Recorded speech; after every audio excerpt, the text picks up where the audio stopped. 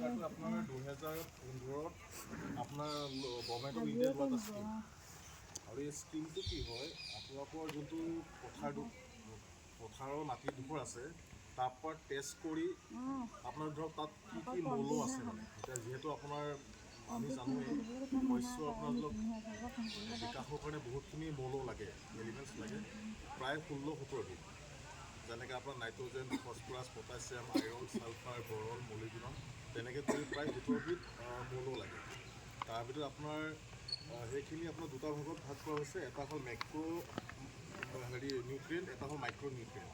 আৰু মেক্ৰ'খিনি কি হয় আপোনাৰ অলপ বেছি পৰিমাণত লাগে, আৰু যিখিনি আপোনাৰ মাইক্ৰ' এলিমেণ্ট হয় সেইখিনি আপোনাৰ কম পৰিমাণত লাগে। আৰু যদি সেই আপোনাৰ মৌলখিনি যিটো ৰেঞ্জত থাকিব লাগে তাতকৈ যদি অলপ কম হয়, তেতিয়াহ'লে আপোনাৰ কি হ'ব, গছৰ আপোনাৰ যিটো গ্ৰ'থ হ'ব লাগে সেইটো কম হ'ব, বা আপোনাৰ শস্যৰ প্ৰডাকশ্যন